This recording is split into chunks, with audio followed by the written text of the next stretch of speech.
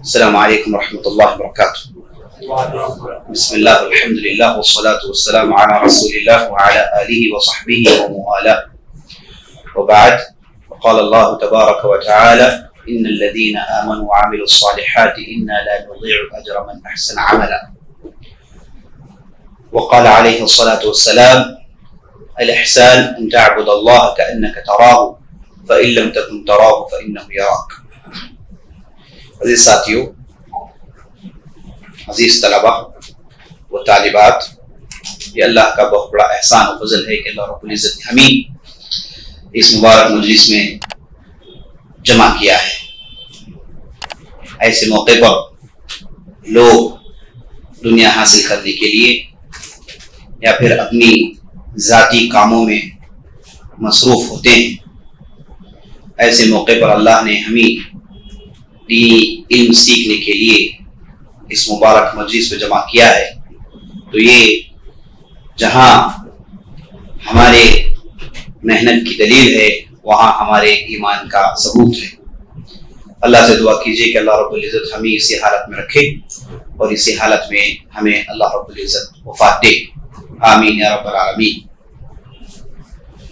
کل کے مجلس میں ہم نے تقدیر کے متعلق چند اہم باتیں سنی۔ جیسا کہ ہم جانتے ہیں یہ حدیث جبرائیل، اسے عبداللہ بن عمر رضی اللہ عنہ نے روایت اس وجہ سے کیا تاکہ تقدیر کی اہمیت بتائے، تو اس وجہ سے کل کی پوری مجلس تقدیر سے تعلق رکھتی تھی۔ آج ہم اسی بات کو آگے بڑھاتے ہیں۔ جب جبرائیل علیہ السلام نے دوسرا سوال کیا کہ ایمان کیا ہے، تو نبی صلی اللہ علیہ وسلم نے ایمان کے 6 ارکان سنائے، اور اس کے بعد جبرائیل علیہ السلام نے کہا کہ صدقت، آپ نے سچ کہا۔ اس کے بعد کہا کہ اخبرنی عن الاحسان، اے محمد صلی اللہ علیہ وسلم مجھے بتائیے احسان کیا ہے، مجھے بتائیے احسان کیا ہے۔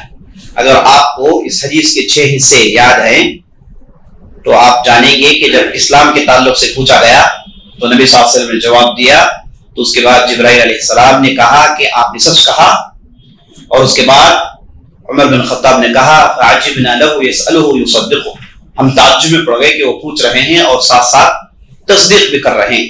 تو یہاں پر یہ جب دوسرا حصہ اسلام کا اور تیسرا حصہ ایمان کا پوچھا گیا تو اس کے بعد صرف عمر بن خطاب کہتے ہیں کہ جبرائیل علیہ السلام نے کہا کہ سچ کہا تم نے۔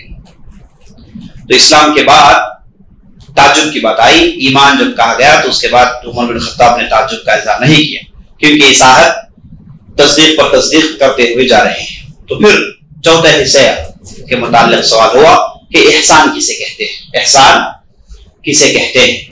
جواب میں دیا گیا ان تعبد اللہ کأنک تراہ فإن لم تکن تراہ فإنہ یراک۔ احسان کا معنی یہ ہے کہ آپ اللہ کی عبادت کریں تو ایسے کریں کہ آپ اللہ کو دیکھ رہے ہیں۔ اگر ایسا نہ ہو تو ایسی صورت میں کم از کم ایک خیال ہو کہ اللہ آپ کو دیکھ رہا ہے، اللہ آپ کو دیکھ رہا ہے۔ تو عزیز دوستو، یہ احسان اسلام، ایمان اور ایمان کے بعد کا اونچا درجہ ہے احسان۔ نبی صلی اللہ علیہ وسلم نے اس حدیث کے اندر 3 اہم باتوں کا ذکر کیا۔ سب سے پہلے اسلام کیا ہے، اس کے بعد ایمان کیا ہے، اس کے بعد احسان کیا ہے۔ اسلام کا تعلق ظاہری اعمال سے، ایمان کا تعلق اندرونی اعمال سے، باطنی اعمال سے۔ اس کے 5 ارکان، اس کے 6 ارکان، اور اس کے بعد سوال ہوا احسان کا، اور احسان کے 2 ارکان ہیں۔ احسان کے 2 ارکان ہیں، ایک آپ اللہ کو دیکھیں یا پھر اللہ آپ کو دیکھ رہا ہے، یہ احسان کے 2 ارکان ہیں۔ تو عزیز دوستو، جو آدمی محسن ہے وہ مومن ہونا چاہیے، اور جو مومن ہے وہ مسلمان ہوگا۔ لیکن جو مسلمان ہے ضروری نہیں کہ وہ مومن ہو، جو مومن ہے ضروری نہیں کہ محسن ہو۔ ایک آدمی ایمان کے درجے کو پہنچ سکتا ہے، لیکن اس سے بلند درجہ احسان کا درجہ ہے۔ پہلا درجہ اسلام کا، دوسرا درجہ ایمان کا، تیسرا درجہ احسان کا۔ لوگ اسلام کے درجے کو پہنچتے ہیں، اس کے بعد ان میں سے جنہیں اللہ رب العزت نے چاہا وہ ایمان کے درجے کو پہنچتے ہیں۔ ایمان کے درجے کے بعد جو بلند درجہ ہے جسے احسان کا درجہ کہتے ہیں، یہاں پر بہت ہی کم لوگ پہنچتے ہیں، یہاں پر بہت ہی کم لوگ پہنچتے ہیں۔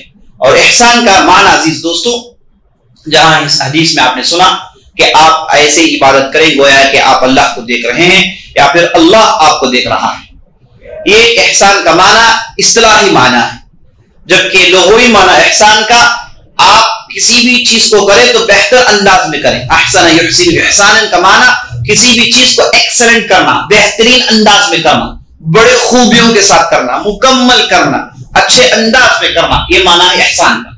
تو اگر کسی نے ایمان لایا اور ایمان لانے کے بعد اس کا یقین بڑھا، اور یقین اگر بڑھا تو اس نے بہتر انداز میں کیا، اس ایمان کو اس نے سنوارا، اس نے ٹرم کیا، اس نے تیار کیا، تو احسان کے درجے کو پہنچتا ہے۔ اسی لیے ہر محسن مومن ہونا ضروری ہے، لیکن ہر مومن محسن کا درجہ حاصل نہیں کر سکتا۔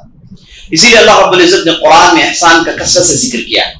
کبھی اللہ نے احسان کا ذکر ایمان کے ساتھ کیا، کبھی اللہ نے احسان کا ذکر اسلام کے ساتھ کیا، کبھی اللہ رب العزت نے احسان کا ذکر نیک اعمال کے ساتھ کیا، کبھی اللہ رب العزت نے صرف احسان کا ذکر کیا۔ اب دیکھیے اس آیت کے اندر اللہ نے کہا ان الذين امنوا وعملوا الصالحات انا لا نضيع اجر من احسن عملا، بلا شبہ جو لوگ ایمان لائے، نیک عمل کیے، ہم ان کے اعمال کو ضائع نہیں کرتے جو احسن انداز میں عمل کرتے ہیں۔ تو یہ احسان کو اللہ نے ایمان اور عمل کے ساتھ جوڑا ہے اس آیت کے اندر۔ دوسری آیت ہم دیکھتے ہیں ومن احسن وجهه لله ومن اسلم وجهه لله وهو محسن فله اجره عند ربه، جو آدمی اپنے چہرے کو اللہ کے لیے خاص کر دیتا ہے جبکہ اس میں وہ احسان کے درجے کو پہنچ جاتا ہے، وهو محسن فله اجره عند ربه، اس کے لیے اللہ کے پاس خاص اجر ہے، اس کے لیے اللہ کے پاس خاص اجر ہے۔ یہاں پر جو چیز نوٹ کرنے کی یہ ہے کہ اللہ رب العزت نے محسن احسان کو اسلم اسلام کے ساتھ جوڑا ہے۔ پہلے کی آیت میں ایمان کے ساتھ احسان کو جوڑا گیا، نیک اعمال کے ساتھ احسان کو جوڑا گیا، اور اس آیت میں ہم دیکھتے ہیں اللہ نے اسلام کو نیک احسان کے ساتھ جوڑا۔ ومن اسلم وجهه للہ، جس نے اپنے چہرے کو اللہ کے سپرد کر دیا، اللہ کے لیے خالص کر دیا۔ اسلم یسلم اسلاما کا معنی یہاں پر سپرد کرنا، سرنڈر کرنا، مکمل طور پر حوالے کر دینا اللہ۔ تو اگر کسی نے اپنے آپ کو اللہ کے حوالے کر دیا اور اس میں اس نے بہتر انداز سے کیا، وہ محسن، اس میں اس نے احسان کے درجے کو حاصل کیا، پرفیکشن حاصل کیا، فلہ اجر عند ربہ، اللہ کے پاس اس کے لیے خاص اجر ہے۔ تو یہاں پر ہم دیکھتے ہیں احسان کو اسلام کے ساتھ جوڑ دیا گیا ہے۔ اسی طریقے سے ہم دیکھتے ہیں اللہ رب العزت نے کبھی احسان کو تقوی کے ساتھ جوڑ دیا، ان اللہ مع الذین اتقوا والذین هم محسنون، اللہ رب العزت ان لوگوں کے ساتھ ہے جن کے دل میں تقوی ہے، اور ان کے ساتھ ہے جنہوں نے احسان کے درجے کو حاصل کیا۔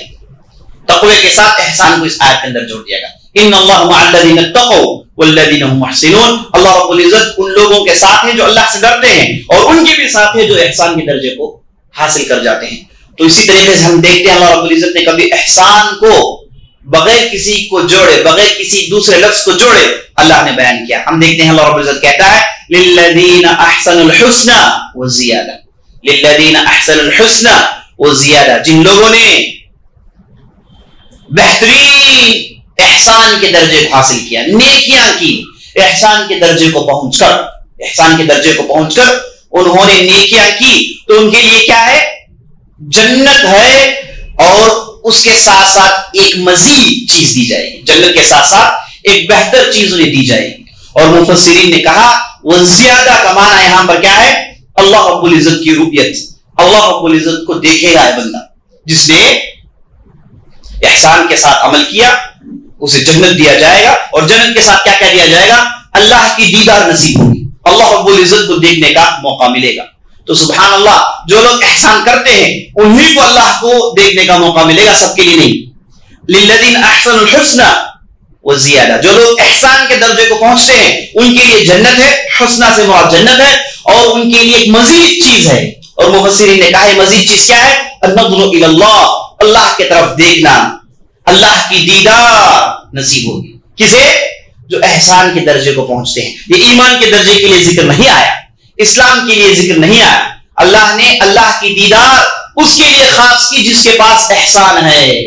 تو ہم نے دیکھا کہ اللہ نے احسان کو ایمان سے جوڑا، اللہ نے احسان کو نیک اعمال سے جوڑا، اللہ نے احسان کو تقوی کے ساتھ جوڑا، اللہ نے احسان کو کبھی مفرد بیان کیا بغیر کسی چیز کو جوڑے۔ تو عزیز دوستو، اسلام میں احسان ہے، ایمان میں احسان ہے، نیک اعمال میں احسان ہے، اور احسان ایک ایسا درجہ ہے جب آدمی سے پہنچتا ہے تو اسے جنت ملتی ہے، ساتھ ساتھ اللہ رب العزت کو دیکھنا نصیب ہوتا ہے۔ اب اہل علم میں مفسرین بہترین بات بتائی، یہ بات سمجھنے کے لیے ہم کو چاہیے کہ احسان کا معنی جو محمد رسول اللہ نے اس حدیث میں بتائی ہے یہ معنی ہم کو معلوم ہو جائے۔ آپ صلی اللہ علیہ وسلم نے کہا احسان کا معنی ہے ان تعبد اللہ کأنک تراہ، ان تعبد اللہ کأنک تراہ فإن لم تکن تراہ فإنہ یراک۔ احسان کا معنی یہ ہے، احسان کا معنی لغوی معنی، لینگویج میں معنی یہ ہے کہ بہتر کریں، پرفیکٹ کریں، مکمل طور پر کریں، لیکن نبی صلی اللہ علیہ وسلم کہتے ہیں کہ یہاں پر احسان ایک خاص درجہ ہے۔ وہ کون سا درجہ ہے؟ ایمان کے بعد کا درجہ۔ ہاں آپ نے 6 ارکان میں ایمان لا لیے، آپ نے عمل کر لیا، اللہ کے قریب ہو گئے، تو اس کے بعد ایک درجہ ہے جسے آپ کو حاصل کرنا ہے۔ وہ کون سا درجہ ہے؟ کہ آپ عمل کریں تو آپ کے دل میں اتنا ایمان ہو گویا کہ آپ اللہ کو دیکھ رہے ہیں، آپ کے اندر اتنا ایمان ہو کہ آپ اللہ کو دیکھ رہے ہیں۔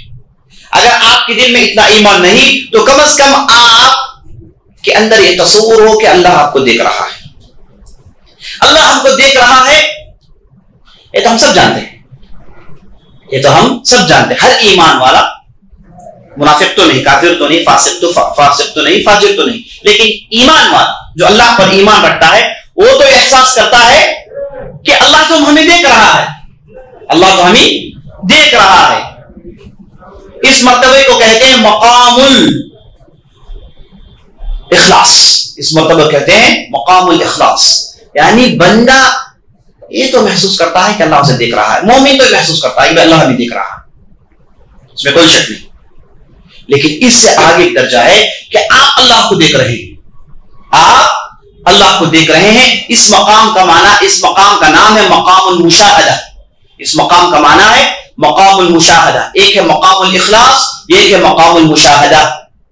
مقام الاخلاص، مقام المشاہدہ۔ مقام الاخلاص کیا ہے؟ ایک ایسا مکان، ایک ایسا رتبہ جہاں پر آپ 100% یقین کے ساتھ کہہ سکتے ہیں کہ مجھے احساس ہے کہ اللہ مجھے دیکھ رہا ہے، یہ میرا ایمان ہے، میں ہر حرکت کروں اللہ مجھے دیکھ رہا ہے، میں اللہ کے دیکھنے سے باہر نہیں ہوں، اللہ مجھے دیکھ رہا ہے، ہر آن دیکھ رہا ہے، ہر لمحہ دیکھ رہا ہے، جہاں کہیں بھی جاؤں ہر جگہ اللہ مجھے دیکھ رہا ہے۔ یہ ہے مقام الاخلاص۔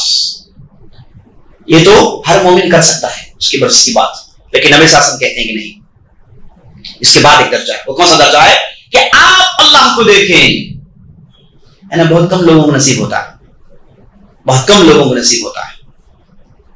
دیکھیے نبی صلی اللہ علیہ وسلم کے تعلق سے ابو ہریرہ رضی اللہ عنہ کہتے ہیں کہ ابو ہریرہ کہتے ہیں اوصانی خلیلی، میرے دوست نے مجھے وصیت کی، یعنی محمد رسول اللہ نے مجھے وصیت کی کہ ان اخشى اللہ کاننی اراہ، میں اللہ کو ایسے ڈروں گویا کہ میں اس کے سامنے اسے دیکھ رہا ہوں۔ وصیت ہے نبی صلی اللہ علیہ وسلم کی ابو ہریرہ رضی اللہ عنہ کی۔ اور ایک دوسری حدیث میں آتا ہے نبی صلی اللہ علیہ وسلم کہتے ہیں کہ اللہ سے ایسے ڈرو، اللہ سے ایسے شرماؤ، اللہ سے ایسے شرماؤ گویا کہ تم اللہ کے سامنے ہو۔ استحی من اللہ، آپ اللہ سے شرمائیے کیونکہ اللہ آپ کو دیکھ رہا ہے۔ ایک صحابی آ کر پوچھتے ہیں یا رسول اللہ میں نہانے کے لیے جاتا ہوں، حمام میں اکیلا ہوتا ہوں، کیا میں میرے پورے کپڑے اتار کر نہا سکتا ہوں؟ ایسا کام تو لوگوں کے سامنے نہیں کر سکتے، شرم آئے گی، لیکن جب اکیلے ہیں نہانے کے لیے ایسا کر سکتے ہیں یا رسول اللہ؟ نبی صلی اللہ علیہ وسلم نے کہا اللہ احق ان یستحیا، اللہ زیادہ حقدار ہے کہ آپ اسے شرمائیں۔ کوئی نہیں دیکھ رہا تو کم از کم کون دیکھ رہا ہے؟ اللہ تو آپ کو دیکھ رہا ہے۔ اسی لیے اگر کوئی آدمی پورے کپڑے اتار کر نہانا چاہے تو بیٹھ کر نہائے، اپنی شرمگاہ اور دوسرے حصے کو چھپاتے ہوئے آدمی نہائے، لیکن کھلم کھلا ایسے ہی کھڑا ہونا یہ مومن کے لیے بس کی بات نہیں، مومن ایسا نہیں کر سکتا۔ تو اس میں 2 پوائنٹ نوٹ کرنے کی ہے، وہ یہ ہے کہ نبی صلی اللہ علیہ وسلم نے کہا کہ تمہارے دل و دماغ میں بات ہو کہ کوئی نہیں دیکھ رہا ہے، کم از کم اللہ تو دیکھ رہا ہے۔ تو یہ مرتبہ پہنچنا، ایک صحابی تھے جن کا نام حارثہ، آپ صلی اللہ علیہ وسلم کے پاس آئے، یہ شعب الایمان کی حدیث ہے بیہقی۔ حارثہ آئے آپ صلی اللہ علیہ وسلم کے پاس، آپ صلی اللہ علیہ وسلم نے کہا کیف اصبحت یا حارثہ، اے حارثہ کس حالت میں تم نے صبح کو پایا، کس حالت میں تم نے صبح کو پایا، یعنی کیسے ہو؟ تو حارثہ نے کہا اصبحت مؤمنا حقا، اے اللہ کے رسول میں پکا مومن ہو کر میں نے صبح کو پایا ہے، یعنی ایسی حالت میں ہوں میرے دل میں ایمان بالکل پرفیکٹ پکا ہو گیا، حق کے معنی پکا ہو گیا۔ تو نبی صلی اللہ علیہ وسلم نے کہا کہ انظر ماذا تقول، تم کیا کہہ رہے ہو، سوچ کر کہو۔ ان لکل قول حقیقہ، تم جو بھی کہو گے اس کے پیچھے معنی ہے، سوچ کر کہو کہ کیا کہہ رہے ہو۔ تم معاملی لفظ نہیں کہہ رہے ہو، تم اپنے آپ کے تعلق سے کہہ رہے ہو کہ میں ایمان کی چوٹی کو پہنچ کر صبح حاصل کیا ہوں، یعنی پکے ایمان کو پہنچ گیا ہوں۔ یہ کوئی معاملی چیز نہیں ہے، یہ کوئی معاملی چیز نہیں ہے۔ تو نبی صلی اللہ علیہ وسلم نے کہا اے حارثہ سوچ کر کہو میں کیا کہہ رہے ہو۔ تو حارثہ نے کہا یا رسول اللہ اب میرے ساتھ معاملہ یہ ہے کہ میں رات بھر میں نے عبادت کی، اسحرت لیلی، میں نے رات بھر عبادت کی، واضمت نہاری، میں نے سارا دن روزہ رکھا، نیکیاں کی میں نے خوب۔ اب میرے دل میں ایمان ایسا ہے کہ میں اللہ کے عرش کو میرے سامنے گویا کہ دیکھ رہا ہوں، اللہ کے عرش کو گویا کہ میں میرے سامنے دیکھ رہا ہوں، مجھے کوئی شک نہیں کہ عرش ہے کہ نہیں، میں تو دیکھ رہا ہوں، میں میرے دل کی آنکھوں سے دیکھ رہا ہوں کہ اللہ کا عرش ہے۔ یہاں تک بات ختم نہیں ہوئی، کہتے ہیں کہ میں جنت والوں کو دیکھ رہا ہوں کہ وہ آپس میں زیارتیں کر رہے ہیں، اہل الجنہ یتزاورون فیہا، اہل الجنہ آپس میں زیارتیں کر رہے ہیں، اور جہنم والے تعاون فیہا، جہنم والے جہنم میں چلا رہے ہیں، چیخ رہے ہیں، بلبلا رہے ہیں۔ اے اللہ کے رسول یہ گویا کہ میں دیکھ رہا ہوں، میں گویا کہ دیکھ رہا ہوں۔ تو نبی صلی اللہ علیہ وسلم نے کہا ابصرت فالزم، واقعی تمہیں احسان کے درجے کو پا لیا ہے، اسے پکڑے رکھو، اسے پکڑے رکھو۔ اس کے بعد کہا مؤمن نور اللہ الایمان فی قلبہ، کیا کہا مؤمن نور اللہ الایمان فی قلبہ، یہ آدمی مومن ہے، اللہ نے اس کے دل کو ایمان سے منور کر دیا ہے، اس کے دل میں ایمان کو اللہ نے کیا کر دیا، بھرا نہیں، اس کے ایمان سے اس کے دل کو منور کر دیا، چکا چوند ہو گیا اس کا دل، نور سے بھر گیا ہے اس کا دل۔ تو یہ اس مقام کو کہتے ہیں مقام المشاہدہ، یہ بلند مقام، اللہ تو ہم کو دیکھ رہا ہے، یہ تو سب جانتے ہیں، ہر مومن اسے محسوس کرتا ہے نا، جہاں کہیں بھی جائے اللہ کے نظر سے باہر نہیں ہو سکتا، لیکن ہم یہ محسوس کریں کہ ہم اللہ کو دیکھ رہے ہیں، یہ کوئی معمولی چیز نہیں، یہ کوئی معمولی چیز نہیں، یہ مرتبے کو بہت کم لوگ حاصل کرتے ہیں۔ اسی لیے نبی صلی اللہ علیہ وسلم کی حدیث دیکھیے، الفاظ غور کیجیے، کہا ان تعبد اللہ کأنک تراہ فإن لم تکن تراہ فإنہ یراک، تم ایسی عبادت کرو گویا کہ تم اللہ کو دیکھ رہے ہو اس عبادت میں، گویا کہ تم اللہ کو دیکھ رہے ہو اس عبادت میں۔ تو نبی صلی اللہ علیہ وسلم نے بلند مرتبے کو آگے کیا۔ اس کے بعد کا مرتبہ کیا ہے، اگر ایسا تم سے نہیں ہو سکتا، نبی صلی اللہ علیہ وسلم اب یہاں پر آپشن دے رہے ہیں، کہہ رہے ہیں کہ ایسا ہر آدمی کی بس کی بات نہیں ہے، اگر ہم کہہ دیں کہ احسان یہی ہے تو بہت سارے لوگ باہر نکل جائیں گے، بہت سارے لوگ ایسے ہو جائیں گے جو احسان کے درجے سے باہر ہو جائیں گے۔ تو نبی صلی اللہ علیہ وسلم نے کہا کہ کم از کم ایسا تو کر لو، ایسا تو ایمان پیدا کر لو کہ تمہارے اندر احساس ہو کہ اللہ تمہیں دیکھ رہا ہے۔ یہ دوسرا درجہ ہے، پہلا درجہ مقام المشاہدہ، دوسرا درجہ مقام الاخلاص۔ اگر مقام المشاہدہ پا نہیں سکتے کم از کم مقام الاخلاص کو تو پا لو، اور مقام الاخلاص میں رہو گے تو ایک دن تم مقام المشاہدہ کو پا سکتے ہو۔ یعنی مقام الاخلاص بھی کیا ہے، احسان میں داخل ہے، مقام المشاہدہ یہ بھی احسان میں داخل ہے، لیکن مقام المشاہدہ کو پہنچنا اتنا آسان نہیں۔ ہاں احسان میں رہنا چاہتے ہو کم از کم مقام الاخلاص کو تھامے رکھو، امکان ہے کہ تم مقام المشاہدے کو پہنچ جاؤ گے، مقام المشاہدے کو پہنچ جاؤ گے۔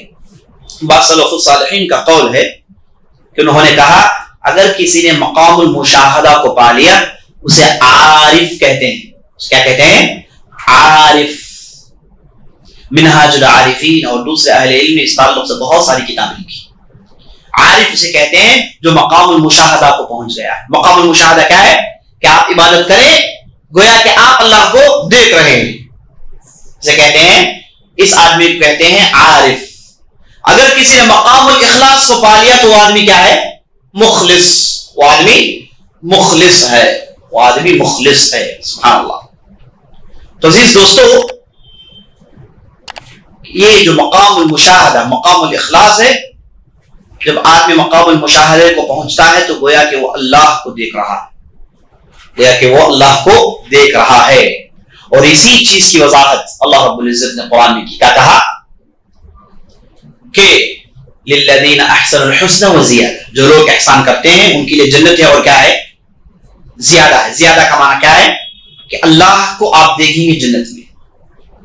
یعنی جب آدمی احسان کے درجے کو پہنچ کر وہ اللہ کو دیکھ رہا ہے تو اس کے لیے بہترین اجر کیا ہے کہ اللہ رب العزت کو جنت میں دیکھے. ہے نا, دنیا میں اس نے ایک ایسا مرتبے کو حاصل کر لیا جس میں وہ اللہ کو دیکھ رہا ہے, تو یہ آدمی مستحق ہے کہ جنت میں واقعی اللہ کو دیکھے. بدلا الجزاء بجنس العمل, آپ جیسا عمل کرتے ہیں ویسا آپ کو اجر ملے گا. اگر آپ نے دنیا میں یہ مرتبے کو حاصل کر لیا تو آپ کو بدلا قیامت کے دن کیا ہے, اللہ کو آپ دیکھیں گے. اور اللہ کو دیکھنا تمام لذتوں سے چوٹی کی لذت ہے, تمام خوشیوں میں سب سے چوٹی کی خوشی ہے کہ بندہ اپنے رب کو دیکھے. اور نبی صلی اللہ علیہ وسلم نے کہا انکم ترون ربکم لا تضامون فی رؤیتہ, یاد رکھو کہ تم تمہارے اللہ کو دیکھنے والے ہو قیامت کے دن جنت میں.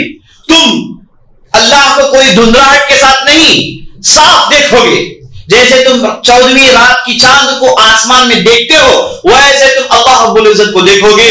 یعنی اللہ رب العزت کو دیکھنا یقینی ہے, لیکن کون دیکھیں گے؟ احسان کو درجے کو جس نے حاصل کیا, مقام المشاہدہ کسی نے حاصل کیا, اسی کے لیے نصیب ہوگا. دلیل کیا ہے؟ اللہ نے کہا للذین احسنوا, جس نے احسان پیدا کیا, جس کے اندر احسان کا درجہ پایا گیا تو اسے جنت ملے گی, اور جنت کے ساتھ ساتھ اللہ کی دیدار نصیب ہوگی. اور نبی صلی اللہ علیہ وسلم نے حدیثوں میں سکھایا ہے کہ ہم کہیں اسألک لذۃ النظر الی وجہک, اے اللہ ہم چاہتے ہیں کہ وہ لذت بھری نظر تمہاری مجھے نصیب ہو جائے. اللہ میں چاہتا ہوں کہ وہ لذت بھری نظر قیامت کے دن مجھے نصیب ہو جائے. چوٹی کی لذت ہے, چوٹی کی نعمت ہے, چوٹی کی خوشی, اس سے بڑی کوئی خوشی نہیں. اللہ اکبر. تو مقام المشاہدہ آدمی حاصل کرنے کی کوشش کریں. اور نبی صلی اللہ علیہ وسلم نے خود کہا کہ بھائی یہ دیکھو تمہارے لیے ممکن نہیں, اتنا آسان نہیں, تو کیا کرو, مقام الاخلاص کو پکڑے رکھو. اتنا تو سوچ لو کہ تم اللہ تمہیں دیکھ رہا ہے, یہ تو تم کر سکتے ہو چونکہ تم مومن ہو, یہ تمہارے لیے ممکن ہے. لیکن اس سے آگے بڑھ کے مقام المشاہدہ حاصل کرنا ہے تو کوئی آسان بات نہیں. اس کے لیے وہ یقین چاہیے, وہ ایمان چاہیے. کیسے حاصل کریں؟ نیکیوں میں آگے آگے بڑھے. حارثہ کیا کہتے ہیں, کیا کہا حارثہ نے, اسحرت لیل واضمقت نہاری, میں نے رات کو جگایا, شب بیداری کی, اور دن میں روزے رکھے. یعنی نفل عبادتوں میں آگے بڑھے, نفل عبادتوں میں اتنے آگے بڑھے کہ انہیں یہ مقام نصیب ہوا کہ جنت اور جہنم کو اپنے آنکھوں کے سامنے دیکھ رہے ہیں. اور یہی ابو بکر صدیق رضی اللہ عنہ کے تعلق سے آتا ہے. وہ عام طور پر کہتے تھے صحابہ کو دیکھ کر, تم نبی صلی اللہ علیہ وسلم کے منہ سے قیامت کی نشانیاں سنتے ہو اور تمہارے دل میں ایمان بڑھتا ہے گھٹتا ہے, میں تو دیکھتا ہوں. کہ میں جب نبی صلی اللہ علیہ وسلم کی زبانیں سنتا ہوں میرا ایمان اتنا پختہ ہوتا ہے گویا کہ وہ نشانیوں کو میں دیکھ رہا ہوں. کب آدمی دیکھتا ہے دل کی آنکھوں سے, جب کوئی شک نہ ہو. اگر کسی کے دل میں شک ہے, کمزوری ہے ایمان میں, تو وہ مقام کو حاصل نہیں کر سکتا, وہ مقام کو حاصل نہیں کر سکتا. اور نبی صلی اللہ علیہ وسلم نے کئی حدیثوں میں صحابہ کو نصیحت کی کہ ایسی عبادت کرو گویا کہ آپ اللہ کو دیکھ رہے ہو. یہاں تک کہ نبی صلی اللہ علیہ وسلم نے بعض صحابہ کو کہا کہ ایسی عبادت کرو, ایسی عبادت کرو کہ تم محسوس کرو کہ تم اللہ کو دیکھ رہے ہو. کیسے محسوس کرو؟ اگر تم تمہارے خاندان والوں میں سے کسی بڑے آدمی کو دیکھتے ہو, ہیبت والے کو دیکھتے ہو, تو تمہارے دل میں جو ڈر پیدا ہوتا ہے, تمہارے دل میں جو احسان پیدا ہوتا ہے, جو احساس پیدا ہوتا ہے, ایسے کم از کم تم اللہ کو دیکھنا شروع کرو. اور دوسری حدیث میں کہا تم اللہ کو ایسے دیکھو گویا کہ تم تمہارے خاندان میں سے 2 افراد جو بڑے ہیں جن کی عزت کرتے ہو ویسے تم اللہ کو دیکھو. یعنی یہ سب نبی صلی اللہ علیہ وسلم ہمیں بتا رہے ہیں کہ آپ کے اندر یہ چیز پیدا ہو جائے, اللہ کو دیکھنے کا یہ مادہ پیدا ہو جائے. اور اللہ رب العزت نے قرآن میں اسے کئی جگہ کہا, نحن اقرب الیہ من حبل الورید, بندوں سے کہا کہ دیکھو بھائی تم مجھے دیکھنا چاہتے ہو تو ہم تمہارے شہرک سے قریب ہیں, ہم تمہارے شہرک رگ سے قریب ہیں. شہرک کہتے ہیں اس رگ کو, اس سے زیادہ ہم تمہارے قریب ہیں. معنی کیا ہے کہ دیکھو تم ہمیں دیکھ سکتے ہو. اب جو لوگ باطل عقیدے کے ہیں, جن کے عقیدے میں حلول ہے, جن کے عقیدے میں بگاڑ ہے, اسماء صفات کو نہیں سمجھ پاتے, تو فوراً سمجھتے ہیں کہ اللہ اندر حلول کر گیا. یہ معنی نہیں ہے, نعوذ باللہ. اللہ رب العزت قرآن میں ایسے مغالطوں کے لیے آیت نازل نہیں کیا, اس کے لیے آیت نہیں ہے. سبحان اللہ, تعجب کی بات ہے کہ جب بھی یہ آیت ہم پڑھتے ہیں تو اہل الباطل خوش ہو جاتے ہیں, جبکہ ہم اہل الحق کو خوش ہونا چاہیے. ہمارا عقیدہ درست ہے اور ہمارا فہم صحیح ہے کہ اللہ رب العزت ہاں شہرت سے زیادہ قریب ہے, شہرت سے زیادہ قریب ہے. اور نبی صلی اللہ علیہ وسلم حدیث میں کہتے ہیں کہ جب بندہ آدمی نماز کے لیے کھڑا ہو جاتا ہے تو اللہ رب العزت اس کے چہرے کے سامنے اپنا چہرہ رکھتے ہیں, اس کے چہرے کے سامنے اپنا چہرہ رکھتے ہیں.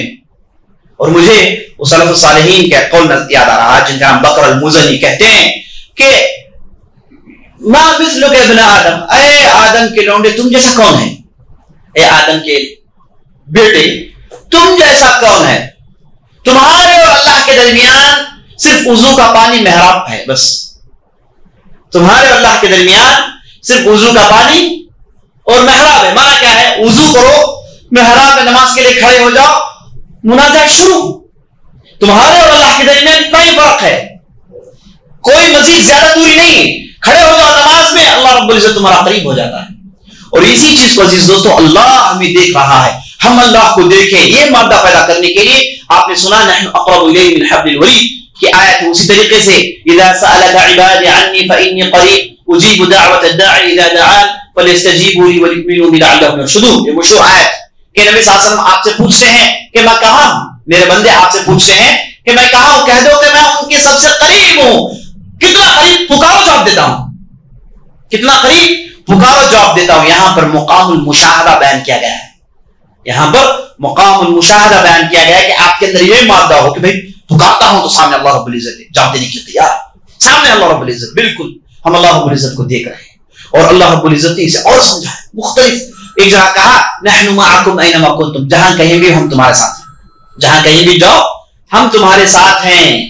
ایک دوسری جگہ کہا اللہ رب العزت نے ما یکون نجوا من ثلاثه الا هو رابعهم ولا من خمسه الا هو سادسهم ولا اكثر من ذلك ولا اقرب من ذلك ولا اكثر الا هو معهم. اگر تین بیٹھ کر گفتگو کر رہے ہیں تو ہم چوتھے ہیں, اگر چار پانچ بیٹھ کر گفتگو کر رہے ہیں تو ہم چھٹے ہیں. ہم ان کے اتنے قریب ہیں, اتنے قریب ہیں, بہت قریب ہے, ہم ان کے ساتھ ہیں, ہم ان کے ساتھ ہیں. تو ان آیتوں کو کیسے سمجھے, یہ آیتوں کو ہرگز اس طریقے پر نہ سمجھے جیسے اہل تصوف نے سمجھا. انہوں نے کہا کہ اللہ ہر جگہ ہے, نعوذ باللہ, اللہ ہر جگہ ہے. تو پھر ان آیتوں کا کیا کریں جن میں اللہ رب العزت نے کہا الرحمن علی العرش استوى, ان حدیثوں کے تعلق سے کیا کہا جائے جس میں نبی صلی اللہ علیہ وسلم نے کہا کہ اللہ رب العزت عرش میں ہے, تو پھر کیسے عرش میں ہے اور ہر جگہ ہے. اسی لیے سلف الصالحین نے کہا اگر کسی نے کہا اللہ رب العزت ہر جگہ ہے, یہ ملحد ہے, کیونکہ یہ اللہ کا انکار کر رہا ہے. کیسے, جب کسی نے کہا اللہ ہر جگہ ہے, مانا ہے کہ اس نے ذات کا انکار کیا, صفات کا نہیں. صفات کا انکار لوگوں نے کیا, معتزلہ, معاشعرہ, ہم نے اس کی تفصیل سنی, لیکن کوئی ذات کا انکار نہیں کرتا. بات سمجھنے کی, کوئی ذات کا انکار نہیں کرتا. ذات کا انکار کرنے والے ملحد ہیں, صفات کا انکار کرنے والے مختلف فرقے ہیں. کوئی ذات کا انکار نہیں کرتا. ذات کا معنی کیا ہے, اللہ کا یونیک نیچر, اللہ کا یونیک اپیرنس, اللہ کے لیے یونیکنس ہے یا نہیں ہے, ہے, یہی ذات ہے. تو جو لوگ یہ کہتے ہیں کہ اللہ ہر جگہ ہے, وہ لوگ ذات کا انکار کر رہے ہیں, کیونکہ ہر جگہ ہے تو کون ہے, کہاں ہے یونیک اپیرنس, کہاں ہے, نہیں ہے یونیک اپیرنس. تو جو لوگ یونیک اپیرنس ذات کا انکار کرتے ہیں وہ ملحد ہے. تو اسی لیے سلف الصالحین میں ہم دیکھتے ہیں واقعات, کئی لوگوں کو قتل کر دیا گیا جب ان لوگوں نے اس کا انکار کیا. جب ان لوگوں نے اس کا انکار کیا تو کافر ہونے کی وجہ سے مرتد کا حکم لگایا گیا اور انہیں قتل کر دیا گیا. مشہور ابن حلاج, ابن سبعی, یہ ایسے غلاۃ المتصوفہ, صوفیہ میں چھوٹی کے صوفیہ ہیں جنہوں نے کہا کہ ما فی جبۃ الا اللہ, میرے جبے میں اللہ کے علاوہ کچھ بھی نہیں. ایک بکسہ رکھا تھا, لوگوں نے پوچھا کہ بکسے میں کیا ہے, کہا کہ بکسے میں رحمان نعوذ بکلمات اللہ التامات من شر ما خلق. تو ان لوگوں کو قتل کر دیا گیا, انہیں قتل کر دیا گیا کیونکہ انہوں نے کہا کہ اللہ ہر جگہ ہے, اللہ ہر جگہ ہے. اور یہاں تک تعویل سنائی مشرکین مکہ کو. مشرک اس وجہ سے کہا گیا, انہوں نے کہا کہ اللہ صرف بتوں میں ہے. اگر یہ کہتے کہ اللہ ہر جگہ ہے تو اللہ مشرک نہیں کہتا. انہوں نے کہا کہ صرف اللہ بتوں میں انہوں نے اللہ کو دیکھا. اگر انہیں چاہیے تھا کہ ہر چیز میں اللہ کو دیکھتے, نعوذ باللہ, دین کے پورے حدود کو انہوں نے پار کر دیا. اسی لیے اہل علم میں انہیں کافر کہہ کے کئی لوگوں کو قتل کر دیا گیا. لیکن تعجب کی بات ہے کہ یہ عقیدہ آج بہت منتشر ہے. یہ عیسائی میں عقیدہ مسلمان میں بہت زیادہ منتشر ہے. یہی اہل تصوف, یہ عقیدے والے کثرت سے پائے جاتے ہیں. انہیں کو لوگ مسلمان سمجھ رہے ہیں, انہیں کو لوگ اہل السنہ والجماعت سمجھ رہے ہیں, جبکہ یہ لوگ اہل السنہ والجماعت سے کوئی تعلق نہیں. ہاں کہنے اپنے آپ جماعت کو اہل سنہ ہے فلاں ہے، کہ اہل سنہ نہیں ہے، یہ اہل تصوف ہے، یہ کہیں ہم مان لیتے ہیں، لیکن اہل سنہ والجماعت کون ہے؟ اہل سنہ والجماعت وہ جو اہل الحدیث والاثر، جو حدیث کی اتباع کرنے والے، سنت کی اتباع کرنے وہ ہے اہل سنہ والجماعت. یہ لوگ اہل سنہ والجماعت ہو نہیں سکتے. اب افسوس کی بات یہ ہے کہ جب ایسی آیتوں میں جہاں اللہ رب العزت مقام المشاہدہ سمجھا رہا ہے، جہاں اللہ رب العزت مقام الاخلاص سمجھا جا رہا ہے، جب ہم انہیں سمجھنے کے لیے کوشش کرتے ہیں تو فوراً باطل افکار ہمارے سامنے آ جاتے ہیں. حقیقی معنی، حقیقی تاثر ان آیتوں سے ہم لے نہیں پا رہے ہیں. افسوس کا مقام.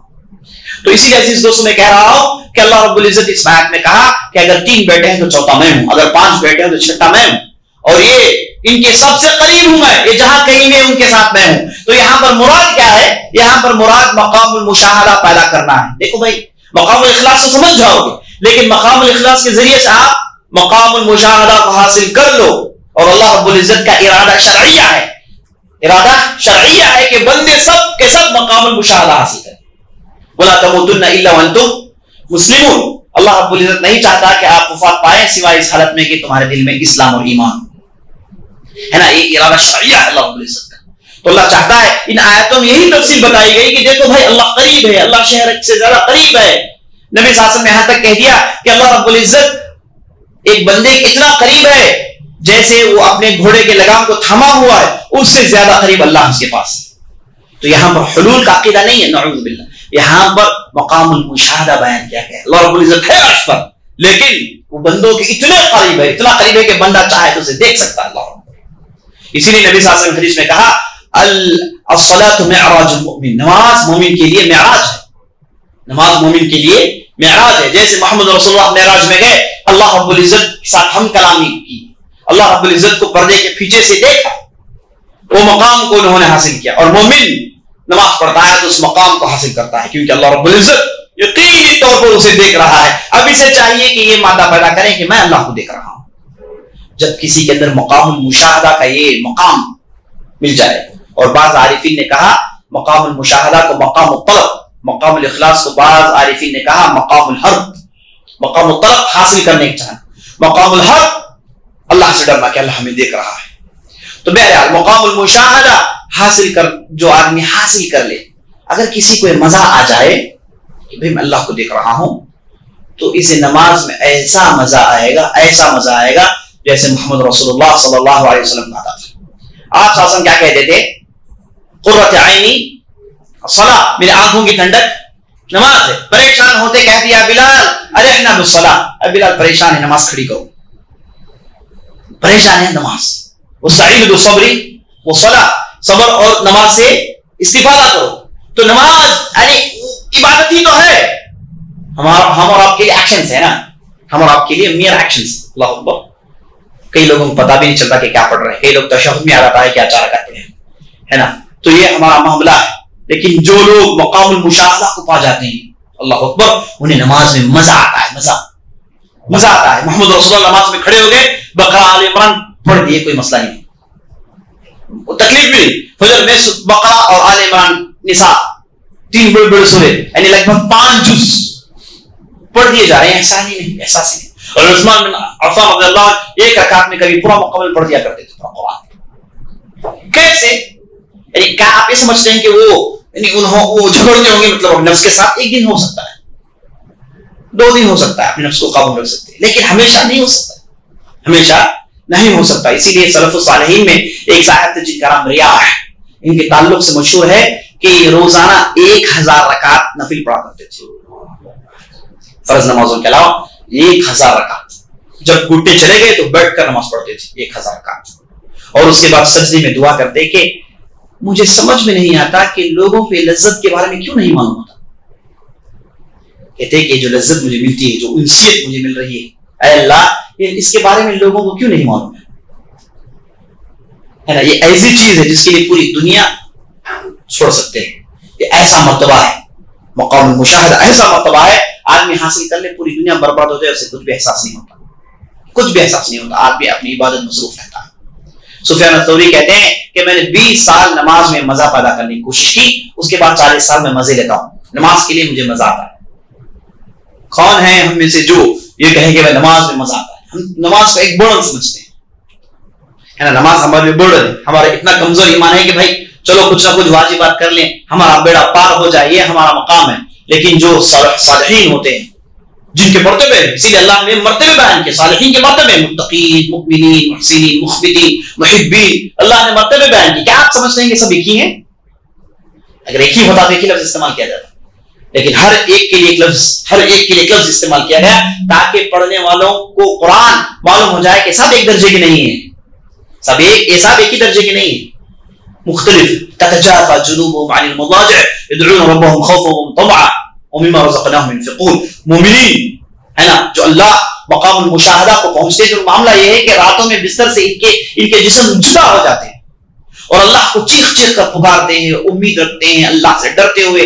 اور ومما رزقناهم ينفقون، تہجد میں اللہ یہ کہہ رہا ہے کہ اللہ نے جو دیا اس میں انفاق کرتے ہیں. تہجد کی بات، تہجد میں کیسے انفاق کر سکتا ہے؟ اور بعض سلف صالحین نے اس پر عمل کر دکھایا کہ وہ تہجد میں لوگوں کے گھروں میں پہنچتے، انہیں غذا پہنچاتے. صبح دروازہ کھولتے تو گھر کے سامنے راشن پاتے، کون لایا کسی کو نہیں معلوم. رات کے اندھیروں میں چھپ کر، ہمارا معاملہ ہے کہ عبادت کرتے تو ڈنڈورا پیٹتے پھریں. علی بن حسین جو وفات پاتے ہیں تب معلوم ہوا مدینے کے 10 خاندانوں کو کہ فجر میں ان کے گھر کے سامنے جو روزانہ راشن رکھا جاتا تھا یہ رکھنے والے ہی علی بن حسین. پچھلے 20 سالوں سے جب تک وفات پائے کسی کو معلوم ہی نہیں تھی. سمجھتے تھے کوئی اللہ کا بندہ لا رہا ہے یا پھر حکومت کی طرف سے انتظام ہو رہا. لیکن یہ لانے والے کون تھے؟ علی بن حسین رضی اللہ عنہ. وفات پائے تو کسی کے گھر میں راشن نہیں گزرا دی. معلوم ہوا کہ کرنے والے وہی تھے. لوگوں نے جنازے کی نماز کے لیے ان کے جسم کو دھویا تو کھانے میں گڈھے تھے، گڈھے.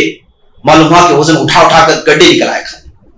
اللہ اکبر. یہ وہ لوگ ہیں جنہوں نے مقام المشاہدہ، جنہیں عبادت میں لذت، عبادت میں مزہ جو ہم بار بار سنتے ہیں وہ مقام المشاہدہ میں ملتا ہے. عزیز ہم مقام الاخلاص بڑی مشکل سے ایمان کے بعد ارکان جان گئے، اس پر عمل ہو جائے تو بڑی بات ہے. مقام الاخلاص کے قریب آنے کی کوشش کرتے ہیں، لیکن مقام المشاہدہ ہم بہت کم اس حاصل کرتے.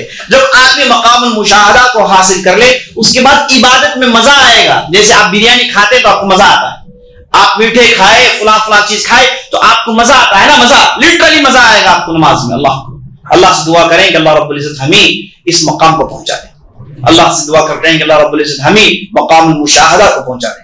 اے رب العالمین ہمیں مقام المشاہدہ کو پہنچا دے. اے اللہ مقام المشاہدہ کو پہنچا دے. یہ بہت بڑا مقام ہے. ہم جب پڑھتے ہیں سلف الصالحین کو، اللہ اکبر، عجیب و غریب لوگ نکلے. یہ مقام معلوم تھا، قرآن کی آیاتوں کو سمجھتے تھے. جب اللہ نے کہا کہ نحن اقرب الیہ من حبل الورید، اس کے مفاہیم جانتے تھے. اور ہم تفسیر پڑھتے ہیں تو وَلَهُ الْمَثَلُ الْأَعْلَى، قرآن میں کہا گیا کہ اللہ کے لیے سب سے اونچی مثال ہے المثل الاعلی. بعض مفسرین نے کہا کہ اللہ رب العزت تمام مثالوں کے اوپر ہے. اللہ رب العزت کو آپ جو سمجھتے ہیں اس سے زیادہ بہتر ہے. ایک معنی ہے. دوسرا معنی اہل علم نے کہا کہ مثل الاعلی کا معنی مقام المشاہدہ ہے. مقام المشاہدہ کا وہ مرتبہ ہے. اللہ اکبر. اور اس کے بعد ہم سورہ نور کی آیت پڑھتے ہیں اللہ نور السماوات والارض مثل نوره كمشكاة فيها مصباح المصباح في زجاجة الزجاجة كأنها كوكب دري يوقد من شجرة مباركة زيتونة لا شرقية ولا غربية يكاد زيتها يضيء ولو لم تمسسه نار نور على نور يهدي الله لنوره من يشاء. یہ سورہ نور کی آیت ہے اور پورے سورہ کا نام اسی آیت کی وجہ سے نور پڑا ہے.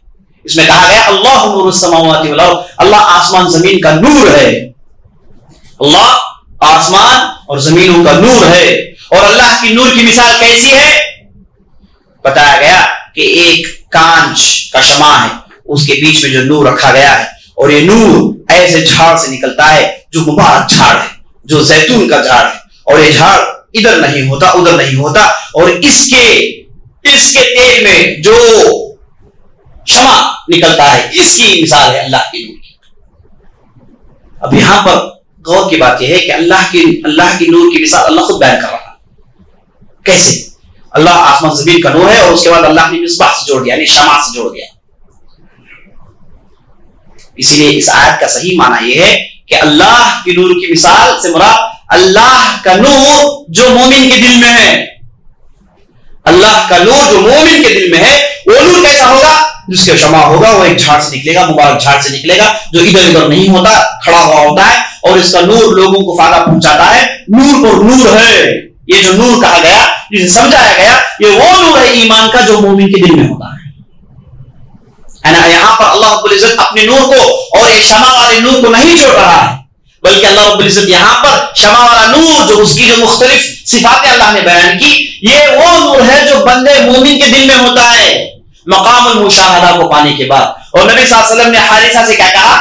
مؤمن نور اللہ الایمان فی قلبہ، یہ وہ مومن ہے جس کے دل میں اللہ رب العزت نے ایمان کو منور کر دیا، یعنی دل ایمان سے منور ہو جاتا ہے، دل ایمان سے چکا چوند ہو جاتا ہے، روشنی اس کی بھر جاتی ہے دل میں. تو اللہ رب العزت نے مومن کے دل میں جو نور ہے اس کی مثال اللہ نے یہاں پر پیش کی ہے. اور یہ آیت جیسی ختم ہوتی ہے اللہ رب العزت مومنین کے لیے نصیحتیں شروع کر دیتا ہے. خاص طور پر مومنین کے لیے حکم ہوا کہ اپنی نظریں نیچی رکھیں.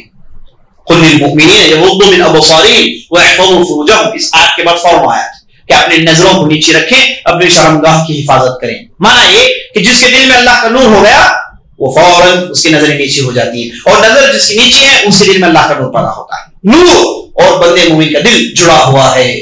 تو عجیب و غریب عزیز دوستو، قرآن کے اندر مقام المشاہدہ، مقام الاخلاص اور دوسرے مقامات اللہ رب العزت نے مومنین کے لیے قرآن میں مختلف جگہ تفصیل کے ساتھ بیان کیے، تفصیل کے ساتھ. تو عزیز دوستو، مقام المشاہدہ یہی احسان کا پہلا درجہ ہے. دوسرا درجہ مقام الاخلاص. اللہ سے ہم دعا کرتے ہیں کہ اللہ رب العزت ہمیں انہیں سمجھنے کا اور قرآن میں سے پانے کا، حدیثوں میں سے پانے کا، اور اس کے مطابق ہمارے اعمال درست ہونے کا اللہ ہمیں توفیق بخشے.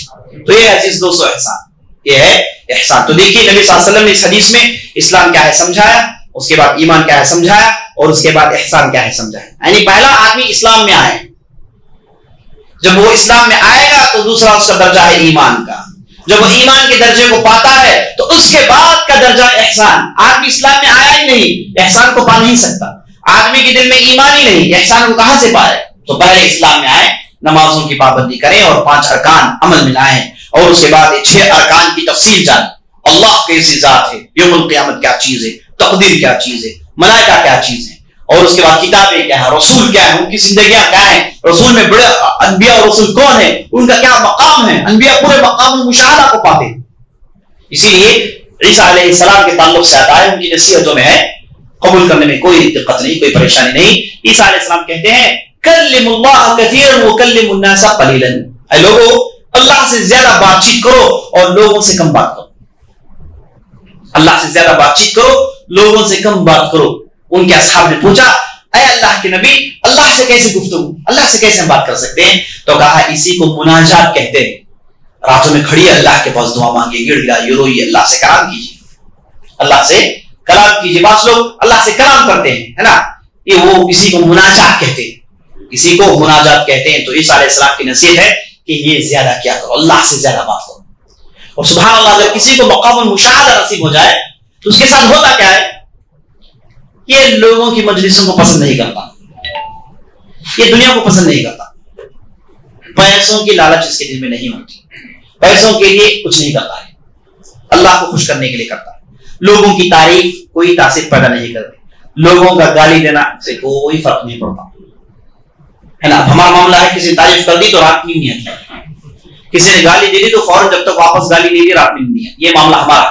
لیکن یہ لوگ ہوتے ہیں کہ لوگ گالی دیں، لوگ تعریف کریں، کچھ بھی فرق نہیں ہوتا، کچھ بھی فرق نہیں ہوتا، کیونکہ وہ اب اس کے وہ مرحلے کو نہیں ہے. تو اسی لیے کہتے ہیں کہ جب آدمی مقام المشاہدہ کو پاتا ہے دنیا کو پسند کرنا چھوڑ دیتا ہے، اللہ کی جو عبادت میں رہتا ہے، زیادہ عبادت میں مقصد ہوتا ہے. ایک بہت بڑے سلف الصالحین کے عالم گزرے، اگر لوگ ان کے پاس زیادہ آ جائیں تو ان کا چہرہ بدل جاتا تھا. ایک ان کے شاگرد تھے، انہوں نے کہا کہ کیا معاملہ ہے، جب بھی ہم آپ کے پاس آتے ہیں تو آپ کا چہرہ بدل جاتا ہے، کیا آپ نہیں چاہتے کہ ہم آپ کے پاس آئیں؟ انہوں نے کہا کہ ہاں صحیح بات ہے آپ کی. تو فوراً انہوں نے کہا کہ اچھا آپ اکیلے کرتے کہ آپ کو بیزار نہیں ہوتا، ہے نا، آپ کو پریشانی، اکیلے رہتے آپ پریشانی نہیں. کہتے ہیں کہ میں کہاں اکیلا ہوں، میں اکیلا کہاں ہوں، بتائیے میں اکیلا تھوڑی ہوں. آپ چلے جاتے ہیں تو میں عبادت میں مصروف رہتا ہوں، اللہ کو یاد کرتا ہوں. اور نبی صلی اللہ علیہ وسلم حدیث میں کہا اگر کسی نے بیٹھ کر اللہ کو یاد کیا، اس کے آنکھوں میں سے آنسو گر گئے، اس آنکھوں کو اللہ جہنم میں نہیں ڈالتا، اس آنکھوں کو اللہ جہنم میں نہیں ڈالتا. تو آدمی اللہ کے آیات پر غور کرنا، ہے نا، جو آدمی اللہ کے آیات، اللہ کی نعمتوں پر غور کرتا ہے، عبادتوں میں چھوٹی کی عبادت ہے. عبادتوں میں الذی یتفکرون فی خلق السماوات والارض، اللہ کے آسمان زمین کی بناوٹ میں غور و فکر کرتے ہیں، آسمان دیکھتے ہیں، غور و فکر کرتے ہیں. یہ مقام المشاہدہ ہے کہ اللہ کتنا عظیم ہے، کیا اس کی طاقت ہے، کیا مخلوقات بنایا ہے، کیا یہ سورج بنایا ہے، یہ کیا چاند بنایا ہے، اور ہم کیا ہیں، ہم کیا ہیں. یہ اللہ اسی کے ہاتھ میں سب چابیاں ہیں. اسے راضی کر لے تو پورا معاملہ ختم.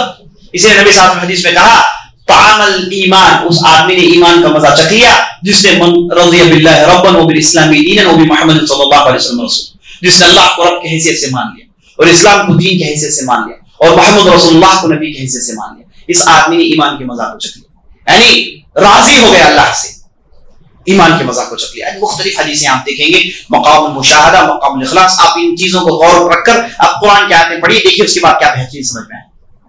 یہ مقام کو رکھ کر پڑھیے کہ اللہ رب العزت کیوں آیات میں آگے پیچھے کرتا ہے، الفاظ میں آگے پیچھے کرتا ہے، مختلف الفاظ استعمال کیے جاتے ہیں. تو یہ عزیز دوستو مختصر احسان کے تعلق سے، ورنہ اہل علم اس تعلق سے بہت لکھا ہے. کتاب الزہد عبداللہ بن مبارک کی اسی موضوع پر ہے. اور اس کے بعد اہل علم آئے، انہوں نے بہت کچھ لکھا. اور ابن القیم رحمۃ اللہ علیہ نے مقام المشاہدہ، مقام الاخلاص پر بہت کچھ لکھا ہے، بہت کچھ لکھا ہے نا. ان کی کتابیں آپ پڑھیں گے تو اسی پر ان کا زور ہوتا ہے کہ آدمی اس کا دل زندہ ہو جائے، دل منور ہو جائے. اللہ اکبر. بہرحال تو یہ ہے عزیز دوستو احسان. اس کے بعد جیسے ہی احسان کے تعلق سے نبی صلی اللہ علیہ وسلم نے کہا تو فوراً اس کے بعد سوال کیا گیا متی الساعہ، اخبرنی عن الساعہ، قیامت کب آئے گی؟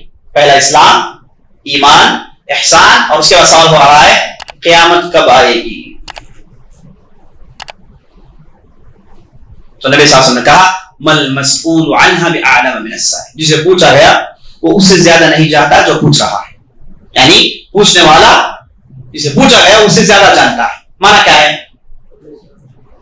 جبرائیل علیہ السلام نبی صلی اللہ علیہ وسلم سے زیادہ جانتے. اب جبرائیل علیہ السلام کو معلوم ہے کہ قیامت کب آئے گی. ہاں، اس کا معنی یہ ہے کہ اگر کسی کو معلوم ہوتا، اگر کسی کو معلوم ہوتا کہ قیامت کب آئے گی تو وہ کون ہوں گے؟ مجھ سے پہلے آپ ہوں گے. یہی معنی ہے اس کا. اس کا معنی یہ نہیں کہ جبرائیل علیہ السلام کو قیامت کب آئے گی اس کا علم ہے. قیامت کا علم اللہ کے پاس ہے. عنده علم الساعة وينزل الغيث ويعلم ما في الارحام وما تدري نفس ماذا تكسب غدا وما تدري نفس بأي ارض تموت. 5 چیزیں اللہ کے غیب کے علم سے. پہلا علم الساعة، قیامت کب آئے گی اللہ ہی بہتر جانتا ہے. وينزل الغيث، بارش کب آئے گی اللہ بہتر جانتا ہے. ويعلم ما في الارحام، ماں کے پیٹ میں کیا ہے یہ اللہ ہی بہتر جانتا ہے. اور اس کے بعد نفس کل کیا ہوگا اس کے ساتھ یہ اللہ ہی بہتر جانتا ہے. اور کس زمین میں کوئی نفس مرے گی یہ اللہ ہی بہتر جانتا ہے. 5 چیزیں یہ خاص اللہ کے علم ہے. تو سب سے پہلا کیا ہے؟ قیامت کب آئے گی اس کا علم اللہ کے پاس ہے. تو جبرائیل علیہ السلام نہیں جانتے، خاص اللہ کا علم ہے، جبرائیل علیہ السلام نہیں جانتے. یعنی اس آیات اس حدیث میں معنی یہ ہے کہ اگر کسی کو معلوم ہوتا، اگر کسی کو مخلوقات میں کسی کو معلوم ہوتا کہ قیامت کب آئے گی تو وہ سب سے پہلے آپ ہوں گے، ہم نہیں، کیونکہ آپ اللہ کے قریب ہے. من مسئول عنہا بعالم من السائل، جسے پوچھا گیا پوچھنے والے سے زیادہ نہیں جانتا. پوچھنے والا جسے پوچھا گیا اسے زیادہ جانتا ہے. جب جبرائیل علیہ السلام کو کہا گیا تو جبرائیل علیہ السلام نے فوراً دوسرا سوال کیا اخبرنی عن اماراتها، اے نبی صلی اللہ علیہ وسلم تو پھر مجھے قیامت کی نشانیاں بتائیے. قیامت کب آئے گی نہیں معلوم، تو پھر کیسے پتا کریں کہ قیامت کب آئے گی؟ تو انہوں نے کہا کہ قیامت کی نشانیاں کیا ہیں، قیامت کی کیا نشانیاں ہیں؟ تو نبی صلی اللہ علیہ وسلم نے کہا ان تلد الامۃ ربتها وان ترى الحفاة العراة العالة رعاء الشاء يتطاولون في البنيان. نبی صلی اللہ علیہ وسلم نے قیامت کی نشانیاں بیان کی. قیامت کے عزیز دوستوں 3 قسم کی نشانیاں ہیں یا پھر 2 قسم کی نشانیاں ہیں. ایک بڑی نشانیاں، ایک چھوٹی نشانیاں. بڑی نشانیاں آنے والی ہیں، ان میں سے ایک بھی نہیں آیا. بڑی نشانیاں 10 ہیں. مہدی علیہ السلام کے آنے سے لے کر سرخ ہونے تک یہ اس کی 10 نشانیاں ہیں. اور قیامت کی چھوٹی نشانیاں اس کی 3 قسمیں. ایسی چھوٹی نشانیاں جو آ کر چلی گئی، ایسی چھوٹی نشانیاں جو آ کر موجود ہے، ایسی چھوٹی نشانیاں جو ابھی تک نہیں آئی. بعض چھوٹی نشانیاں آ کر چلی گئی، بعض آ کر موجود ہیں اور بعض ابھی تک نہیں آئی ہیں. جس میں سے قسطنطنیہ کی لڑائی اور اس کے بعد یہودیوں کو قتل کرنا، یہ چھوٹی نشانیاں جو اب تک نہیں آئی ہیں. بعض چھوٹی نشانیاں جو آ کر چلی گئی، جیسے بصرا میں آگ لگنا. یہاں تک کہ نبی صلی اللہ علیہ وسلم کا آنا خود چھوٹی نشانیوں میں سے. بولت انا والساعة كهاتين، میں اور قیامت کیسے ہیں؟ ایسے ہیں. میرے بعد سیدھے قیامت، مطلب میرے اور قیامت کے درمیان کوئی دوسری شریعت نہیں، یہی ہے بس. تو نبی صلی اللہ علیہ وسلم کا خود آنا چھوٹی نشانیوں میں سے، لیکن یہ نشانیاں آ کر چلی گئی. چھوٹی نشانیاں جو آ کر بھی باقی ہیں، جیسے بے حیائی کا عام ہونا، بازاروں کا زیادہ ہونا ہے نا، اور اس کے بعد جو آپ سنیں گے، یہ سب چھوٹی نشانیاں جو آ کر ابھی موجود ہیں. تو نبی صلی اللہ علیہ وسلم نے اس حدیث میں جب نشانیوں کے تعلق سے پوچھا گیا تو آپ صلی اللہ علیہ وسلم نے بعض نشانیاں بیان کی، اور اس موقع محل کے لحاظ سے سب سے مناسب نشانیاں. آخری زمانہ ہے، اسلام کا بول بالا ہو گیا، ہر طرف جہاد ہے، اور لوگ غلام بن کر اسلامی مملکت میں آ رہے ہیں. عجم عرب مملکت میں کثرت سے آ رہے ہیں. نبی صلی اللہ علیہ وسلم کا آخری زمانہ ہے. تو نبی صلی اللہ علیہ وسلم نے کہا ان تلد الامۃ ربتها، لونڈی اپنی مالکن کو جلے گی. ایک دوسری بات ہے ان تلد الامۃ ربها، لونڈی اپنے آقا کو جلے گی. ربها ربتها، رب مذکر، رب مؤنث. تو ان تلد الامۃ ربها او ربتها دونوں روایتیں موجود. لونڈی اپنے مالکین کو جنے گی، لونڈی اپنے آقا کو جنے گی. وَأَن تَرَى الْحُفَاةَ الْعُرَاةَ الْعَالَةَ رِعَاءَ الشَّاءِ، تم دیکھو گے ایسے لوگ جن کے پیروں میں چپل نہیں، جو ننگے ہیں، اور فقر و فاقہ کا یہ عالم، فقیر لوگ، جاہل لوگ، گوار لوگ، ان پڑھ لوگ، يَتَطَاوَلُونَ فِي الْبُنْيَانِ، بڑی بڑی عمارتیں بنیں گی، بڑی بڑی عمارتیں بنیں گی. جاہل لوگ، گوار لوگ جو چپل پہننا بھی نہیں جانتے، جہالت کی انتہا، کپڑوں کا سود نہیں، ایسے لوگ کریں گے کیا؟ بڑی بڑی عمارتیں بنیں گی. تو نبی صلی اللہ علیہ وسلم دو نشانیاں بیان کی، لونڈی اپنے آقا کو جنے گی، اور اس کے بعد جاہل گوار لوگ، بڑی بڑی عمارتیں بنیں گی. یہ دونوں نشانیاں آ گئی ہیں، ہم دیکھ رہے ہیں. یہ خاص طور پر پہلی نشانی اسلام کے شروع میں بہت زیادہ تھی. کیا مانا؟ لونڈی اپنے آقا کو جنے گی، لونڈی اپنے مالکین کو جنے گی. مانا یہ کہ لونڈی اپنے مالکین کو جنے گی، مانا یہ کیا ہے؟ ہوگا یہ کثرت سے غلام اور لونڈیاں اسلامی مملکت میں آ جائیں گے کثرت سے. اب ہوگا یہ کہ لوگ ان لونڈیوں کے ذریعے سے لونڈیوں کو لیں گے، اپنائیں گے، اور ان کے بچے پیدا ہوں گے. اگر کسی لونڈی کا بچہ پیدا ہو گیا تو اس لونڈی کو کیا کہیں گے؟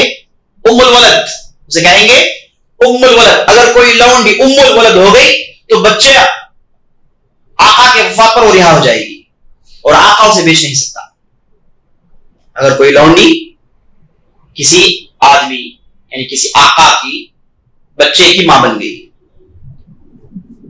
تو ہوگا یہ کہ یہ لونڈی کو یہ آقا بیچ نہیں سکتا، اسے ام الولد کہیں گے، اور آقا کے وفات پر وہ رہا ہو جائے گی. یہ لمبی تفسیر ہے، ہم نے ایک ورکشاپ چلایا تھا، اس میں پوری تفسیر ہم نے بتائی. اب مختصر اتنا سمجھ لیجئے کہ لونڈی جو ہوتی ہے اسے اگر آقا شادی کر لے تو اس کا بچہ غلام ہوگا. لونڈی اگر بغیر شادی کیے جو جائز ہے حلال طریقے سے، تصریح جسے کہتے ہیں، اس طریقے سے اگر بچہ پیدا ہو جائے، بچہ کیا رہے گا؟ غلام نہیں رہے گا، مالک رہے گا، اور ماں لونڈی کی لونڈی رہے گی. اس ماں کو ام الولد کہتے ہیں. اگر ام الولد ہو جائے تو آقا بیچ نہیں سکتے. لونڈیوں کو بیچ سکتے ہیں، غلاموں کو بیچ سکتے ہیں، لیکن وہ ام الولد ہو جائے بیچ نہیں سکتے. وہ اسی کے ساتھ رہے گی. کب تک رہے گی؟ جب تک وہ زندہ ہے. اگر وہ مر جائے تو یہ رہا ہو جائے گی. اب نبی صلی اللہ علیہ وسلم نے کیا کہا؟ لونڈی اپنی آقا کو جنے گی. مانا یہ کہ لونڈیاں آئیں گی، اب ان کے بدن سے بچے پیدا ہوں گے. اب یہ بچہ کیا ہے؟ رہائش شدہ ہے. باپ کے بعد وہ آقا بنے گا. اس کا باپ کے بعد وہ آقا بنے گا. اشارہ کس طرف ہے کہ یہ کثرت سے ہوگا. اشارہ کس طرف ہے کہ مسلمانوں کو بہت زیادہ جیت ہوگی. لڑائی جہاد مسلمان زیادہ کریں گے، اور جہاد ہے تو غلامی ہے. غلام ایک انسان غلام کب بن سکتا ہے؟ اسلام نے پورے دروازوں کو بند کر دیا، صرف ایک دروازہ کھلا رکھا گیا ہے، وہ ہے جہاد کا میدان. اور وہ بھی اس آدمی پر احسان. اصل میں ہونا چاہیے تھا کہ اسے قتل کر دیا جائے، مار دیا جائے. وہ آپ کو مارنے کے لیے میدان میں ہے اور آپ اسے چھوڑ دیں گے، بیوقوف ہیں. اسلام میں کہتا ہے کہ چاہے تو مارو، چاہے تو غلام بنا لو. غلام بنانے میں تمہارے لیے زیادہ فائدہ ہے. چاہے تو مار سکتے، معاملہ ختم، لیکن غلام بنا لو تو زندگی بھر تمہارا غلام رہے گا، تمہاری خدمت کرے گا، اور تم تمہارے نگہ میں رکھو اسے. تم اسے اسلام سکھاؤ، اسلام پیش کرنے کا. اور اس کے بعد نبی صلی اللہ علیہ وسلم نے غلام کے ساتھ بہترین سلوک کرنے کے لیے کیا کیا نہیں سنایا، اور رہا کرنے کے لیے کیا. ہر کفارے میں دیکھیں غلام کو رہا کریں، ہر کفارے میں غلام کو رہا. تحریر الرقبہ، تحریر الرقبہ آپ کو سر سے سنیں گے. تو یہاں پر نبی صلی اللہ علیہ وسلم کا اشارہ یہ کہ کثرت سے غلام آئیں گے، اور اس کے بعد ہوگا کیا؟ ام الولد زیادہ ہوں گے اور ان کے بطن سے بچے پیدا ہوں گے جو ان عورتوں کے آقا ہوں گے. اچھا لونڈی کی مالکن کیسے ہوگی؟ ام الولد ہے, لونڈی کو جنتی ہے. ہاں اب یہ جو ام الولد ہے, اب اسے کسی نے لے لیا, پتا ہی نہیں چلا, اصل میں بیچنا نہیں چاہیے لیکن ہنگامے میں ہوا کیا پتا ہی نہیں چلا. اب اس کے بعد یہ جو لڑکی اس کے بدن سے پیدا ہوئی جو رہا شدہ ہے, لونڈی کے بدن سے جو پیدا ہوئی لڑکی وہ رہا شدہ ہے, لونڈی ام الولد رہی. اب یہ رہا شدہ لڑکی یہ ام الولد ادھر ادھر گئی تو یہ جا کر بازار سے خرید کر لائی. اپنی ماں کو جانتی نہیں کہ اپنی ماں ہے, اپنے یہاں نوکرانی بنا کر کام لے گی. سمجھ نہیں بات؟ ام الولد ایک لونڈی ام الولد بنتی ہے, ایک بچی کو جنتی ہے. ٹھیک ہے, اب یہ بچی رہا شدہ ہے کہ لونڈی ہے؟ رہا شدہ ہے. اب یہ جو ام الولد ہے اب کثرت ہنگامے میں ہوگا یا کہ لوگوں کو احکام بھی معلوم نہیں ہوں گے, ام الولد کو جا کر بیچ دیں گے, لوگ خریدنا شروع کر دیں گے. اب یہ جائے گی بازار میں اور اس کے بعد یہ اس کی بیٹی جو اس کی مالکن ہے بازار میں جائے گی, خرید کر لائے گی, تو وہ کیا ہو گیا معاملہ الٹا ہو گیا. ماں کی یہ کیا بن گئی؟ مالکن بن گئی. لونڈی کو اس کی مالکن جنے گی. یہ ایسے کثرت سے ہوگا, یہ نبی صلی اللہ علیہ وسلم کی طرف سے اشارہ ہے. اور دوسرا کہ جاہل ہونا, گوار ہونا, ان پڑھ ہونا اور بڑی بڑی عمارتوں میں ہونا. کیا مانا؟ کیوں جاہل بڑی عمارتوں میں نہیں رہ سکتے؟ کیوں نبی صلی اللہ علیہ وسلم بطور عیب ادھر بیان کر رہے ہیں؟ مانا ہے کہ ان جاہلوں کے ہاتھ میں پیسے آ جائیں گے اور اس کے بعد اصل کام جو کرنا وہ نہیں کریں گے بلکہ دنیاوی معاملات میں مقابلہ کریں گے. یہ مانا ہے. اصل معاملہ جو پیسہ ہے, مالدار ہو گئے تو پیسے صحیح جگہ لگائیں, خواہ مخواہ کی مقابلے شروع ہو جائیں گے. تو بڑی عمارت بنتا ہے تو میں بڑی عمارت بنتا ہوں, تو دنیا حاصل کرنے کے لیے پیسوں کے ذریعے سے مقابلے شروع ہو جائیں گے کہ تو آگے ہے کہ میں آگے ہوں, تو آگے ہے کہ میں آگے ہوں. اسی لیے نبی صلی اللہ علیہ وسلم نے ایک مختصر ایک حدیث میں کہا اذا اوصل الامر الى غیر اہلہ فانتظر الساعہ. اگر کوئی آدمی غیر اہل ذمہ دار بن جائے تو قیامت کا انتظار کرنا. تو غیر اہل ذمہ دار بن جائے. اگر کسی کے پاس پیسے ہیں تو وہ کیا ہے, معاشرے میں اسے لیڈر سمجھیں گے لوگ, ہے نا, لیڈرشپ خریدے گا. اور کسی کے پاس پیسے ہیں تو لوگ اس کے طرف بڑھ بڑھ کر جائیں گے اور جاہل کو پیسوں کی وجہ سے اوپر بٹھا دیں گے. اب یہ جاہل اوپر بیٹھے گا, جہالت عام کرے گا, لوٹے گا لوگوں کو, جو ہم بڑے آسانی سے دیکھ رہے ہیں. تو مانا ہے کہ جاہل لوگ ذمہ دار ہو جائیں گے. اور اس کے بعد جہالت کی کثرت کیسے ہوگی؟ علماء کی وفات پر. ان اللہ ينتزع العلم بقبض العلماء. اللہ رب العزت زمین سے علم اٹھائے گا علماء کو موت دے کر. فيبقى الناس رؤوسا جهالا. لوگ جاہل رہیں گے, مدرسات جاہل رہیں گے, نرے جاہل رہیں گے. تو کیا ہوگا؟ فافتوا الناس بغیر علم فيضلون. اب لوگوں کے درمیان یہ جاہل لوگ فتوے دیں گے, خود گمراہ ہوں گے اور لوگوں کو لے کر ڈوبیں گے. تو نبی صلی اللہ علیہ وسلم اصل میں اس منظر کی طرف اشارہ کر رہے ہیں کہ جاہل لوگوں کے پاس عمارتیں آ گئی تو مانا ذمہ دار بن جائیں گے. مانا یہ بن جائیں گے کہ لوگوں کے درمیان علمی گفتگو کرنا شروع کر لیں گے. چونکہ لوگ پیسہ ہے تو لوگ سنیں گے تو وہ سناتے رہیں گے, جیسے ہم معاشرے میں دیکھتے ہیں. کسی کے پاس پیسے ہیں تو ٹی وی چینل میں چلا گیا اور اس کے بعد 1 گھنٹہ پوری تقریر سنائی, جبکہ اس کا پیٹ چیریں گے تو علم بھی نہیں. ایسا معاملہ عام ہو جائے گا جو ہم ہمارے معاشرے میں دیکھ رہے ہیں. تو یہ 2 نشانیاں نبی صلی اللہ علیہ وسلم نے بتائی, ایک لونڈی اور غلاموں کی کثرت, نمبر 2 جاہل گوار کے پاس ذمہ داری جانا. تو یہ 2 نشانیاں نبی صلی اللہ علیہ وسلم نے بتائی کیونکہ یہ 2 نشانیاں اس حالات کے لیے مناسب تھی. آخری زمانہ تھا, بڑی تعداد میں لوگ اسلام میں داخل ہو رہے ہیں, جبکہ اس سے پہلے کیا تھا, ایمان میں آنے والا علم والا ہوتا ہے, ایمان والا ہوتا ہے. لیکن اب آخری زمانہ آیا, لوگ جوک تر جوک اسلام میں داخل ہو رہے ہیں اور لونڈیاں غلاموں کی کثرت ہے. تو اس مناسبت سے نبی صلی اللہ علیہ وسلم نے 2 نشانیاں بتائی تاکہ لوگ اس تعلق سے آگاہ ہو جائیں. اب اس کے بعد ہوا یہ فانطلق. اس کے بعد یہ سوالات پوچھنے کے بعد, 5 سوالات پوچھنے کے بعد جو صاحب آئے تھے اٹھ کر چلے گئے. فلبثت مليا. عمر بن خطاب کہتے ہیں کہ آپ سب خاموش رہیں. یہ صاحب آئے تھے, گھٹنے ٹیک کر بیٹھے, رانوں میں ہاتھ رکھا, سوالات دھڑا دھڑ شروع کی. نبی صلی اللہ علیہ وسلم نے جوابات دیے اور اس کے بعد یہ صاحب اٹھ کر چلے گئے. اب سب گویا کہ ہمارے سروں میں پرندے بیٹھے ہیں, ہم سب خاموش. یہاں تک کہ صاحب چلے گئے تو بعد میں نبی صلی اللہ علیہ وسلم نے پوچھا, یا عمر اتدری من السائل. عمر کیا تم جانتے ہو کہ کون آئے تھے؟ عمر نے کہا کہ اللہ و رسول اعلم. ہم اللہ اور اللہ کے رسول ہی بہتر جانتے ہیں. تو نبی صلی اللہ علیہ وسلم نے کہا ھذا جبریل اتاکم یعلمکم دینکم. یہ جبریل تھے, یہ ادھر آئے تمہیں تمہارا دین سکھانے کے لیے. ایسے معلوم ہوتا ہے کہ جب جبرائیل علیہ السلام آئے تو نبی صلی اللہ علیہ وسلم کو نہیں معلوم تھا کہ یہ جبرائیل ہے، لیکن جب انہوں نے سوالات کا سلسلہ شروع کیا، جب انہوں نے صدقتا کہا تو نبی صلی اللہ علیہ وسلم معلوم ہو گیا کہ یہ جبرائیل ہیں. تو بعد میں حدیث کے آخری میں نبی صلی اللہ علیہ وسلم کہتے ہیں کہ جبرائیل. بعض روایت میں آتا ہے کہ صحابہ دوڑے ہوئے دیکھنے کے لیے، جبرائیل کو دیکھنے کا موقع کسی ملے، دوڑے لیکن نہیں پائے، دوڑ کر باہر گئے لیکن جبرائیل نظر نہیں آئے، وہ نکل گئے تھے. تو لوگ تعجب میں بعد میں لوگوں نے کہا کہ جبرائیل کو ہم نے دیکھا. اب اس میں تو نبی صلی اللہ علیہ وسلم ڈکلیئر کرتے کہ جبرائیل، ورنہ عام طور پر جبرائیل آتے لوگوں کو پتا بھی نہیں چلتا. ایک صحابی تھے جن کا نام تھا دحیہ الکلبی، عام طور پر جبرائیل علیہ السلام ان کی شکل میں آتے تھے، نبی صلی اللہ علیہ وسلم سے گفتگو کرتے، ان کی بات چیت سے نبی صلی اللہ علیہ وسلم سمجھ جاتے کہ جبرائیل ہے. لیکن اس بار ہوا کہ کسی دوسرے کی شکل میں آئے اور لوگوں کے درمیان بہت دیر تک رہے، سوال جواب کا سلسلہ چلتا رہا، لوگ تعجب سے دیکھتے ہیں، جانے کے بعد معلوم ہوا کہ جبرائیل ہیں. تو عزیز دوستو، یہاں پر جو لفظ کہا گیا کہ یعلمکم دینکم، یہ آئے کہ تمہارا دین سکھانے کے لیے. تو دین کیا ہے؟ اسلام کا نام ہے. دین کیا ہے؟ ایمان کا نام ہے. دین کیا ہے؟ احسان کا نام ہے. یہ تین درجوں کو نبی صلی اللہ علیہ وسلم نے کیا کہا؟ دین کہا. اگر کسی آدمی کا دین پختہ ہو تو معنی یہ ہے کہ وہ ایمان احسان کے درجے کو پہنچ گیا ہے. اگر کسی آدمی کا دین کمزور ہو تو معنی یہ کہ وہ اس درجے کو حاصل نہیں کیا ہے. تو اس حدیث میں ہمیں جو بات معلوم ہوئی وہ یہ معلوم ہوئی کہ اسلام اور ایمان میں فرق ہے اور دین کے درجے ہیں. اور اس حدیث میں یہ بھی بات معلوم ہوئی کہ ملائکہ انسانوں کے شکل میں آتے ہیں. اور اس عظیم حدیث سے بات معلوم ہوئی کہ یہی مکمل دین. اور فقہاء محدثین یہ کہتے ہیں کہ ایک حدیث کافی ہے پورے دین کو سمجھنے کے لیے. ایک حدیث کی اگر ہم نے پوری تفصیل بیان کی اور مکمل طور پر اسے ہمیں سمجھ لیا، پورا دین اسی میں ہے، فقہی مسائل اسی میں، ایمانی مسائل اسی میں، اور اس کے بعد وہ اللہ کے قریب ہونے کے مسائل پورے اسی میں ہیں، قیامت کے قریب کے مسائل پورے اسی میں، پورے مسائل اس حدیث میں جمع ہو جاتے ہیں. اسی لیے اس حدیث کو مکمل دین کہا گیا ہے. اور اس حدیث میں اور بھی تفصیلی باتیں میں سمجھتا ہوں کہ انشاءاللہ کبھی فرصت سے ملے تو صرف اس حدیث پر شرح ہم کریں گے، تو پورے گوشوں کو ہم انشاءاللہ جاننے کی کوشش کریں گے. بس اسی سے حدیث ختم ہوتی ہے. انشاءاللہ ہم کل کی مجلس میں حدیث نمبر 3 دیکھنے کی کوشش کریں گے.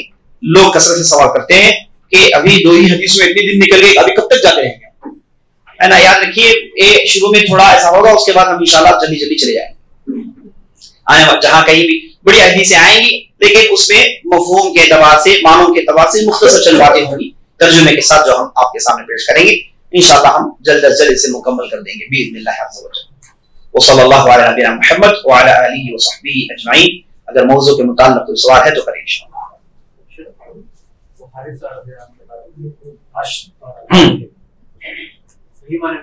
نہیں، صحیح معنی میں کیسے دیکھ سکتے ہیں؟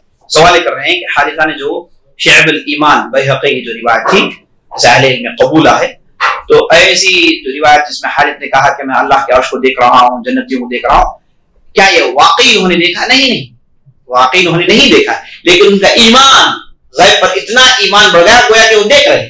اسی لیے حدیث بات ہے کہ انی انظر، گویا کہ میں دیکھ رہا ہوں، نہیں دیکھ رہے ہیں جیسے ہم آپ کو دیکھ رہے ہیں، ایسے نہیں، بلکہ وہ ایمان کے اعتبار سے اتنے قریب ہو گئے کہ یہ تمام چیزیں ہم وہ دیکھ رہے ہیں. یہ معنی ہے اس کا. واللہ اعلم.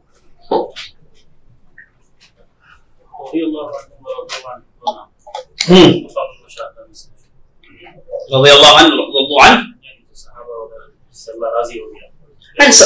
سوال کر رہے ہیں کہ جو صحابہ جن کے تعلق اللہ نے کہا رضی اللہ عنہ رضوا عنہ، اللہ سے راضی ہے، وہ اللہ سے راضی ہیں، وہ کیا مقام المشاہدہ کو پہنچے؟ صحابہ میں اکثر مقام المشاہدہ کو پہنچے ہوں گے، کچھ نہیں، محمد رسول اللہ کا ان کے درمیان ہونا ہی کافی. محمد رسول اللہ کو دیکھتے ہی آدمی کو صحابی کیوں کہتے ہیں؟ کیونکہ وہ اتنے مقام کے قریب چلے آتا ہے، ان کو دیکھنا ہی گویا کہ آدمی اپنے ایمان کو تر و تازہ کر لیتا ہے. تو ہم ضرور کہیں گے کہ صحابہ میں بہت سارے لوگوں نے مقام المشاہدہ حاصل کیا، اس میں کوئی شک نہیں. اللہ اکبر.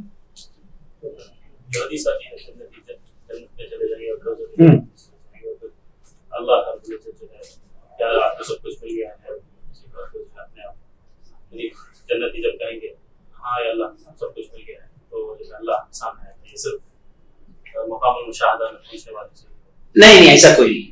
حدیث میں اللہ رب العزت کا آنے کا ذکر کئی جگہ آیا ہے اور قرآن میں بھی ہے، تو یہ صرف مقام مشاہدہ والوں کے لیے نہیں. جب آدمی اس دنیا سے رخصت ہو جاتا ہے، قیامت کے حدود میں داخل ہو جاتا ہے، تو کوئی مقام مشاہدہ نہیں، کوئی مقام الاخلاص نہیں، وہاں پر پورا مشاہدہ ہی مشاہدہ. لیکن وہ مشاہدہ کوئی فائدہ نہیں پہنچایا کیونکہ وہ امتحان کے پیریڈ کے بعد کا ہے. اس وقت تو کافر بھی مانے گا نا, منافق بھی مانے گا, ہر آدمی مانے گا. اب چونکہ غیب نہیں ہے, معاملہ پورا یہ ہے کہ اب غیب میں یہ مرتبہ حاصل کریں, الذین یؤمنون بالغیب, غیب میں یہ مقام حاصل کریں, یہی چیلنجنگ ٹاسک ہے. اب جب آدمی جب قیامت کے حدود میں داخل ہو گیا, قیامت کے وہ ایونٹس شروع ہو گئے, تو اس کے بعد تو مانے گا ہی مانے گا.